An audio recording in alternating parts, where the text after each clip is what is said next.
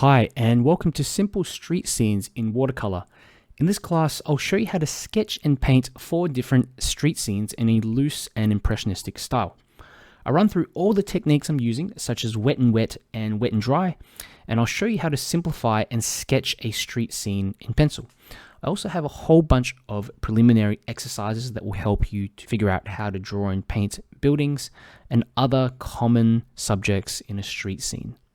This class is aimed towards beginners with 4 full street scene demonstrations, which I'll help guide you through step by step. There are scans, drawing, and tracing templates included for each demonstration to help you transfer your drawing over quickly and easily.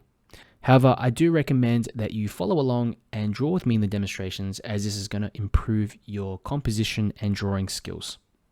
In this class, I narrate my demonstrations in real time. I explain every technique I use in the context of the painting, such as layering into wet areas to paint skies, trees, and buildings.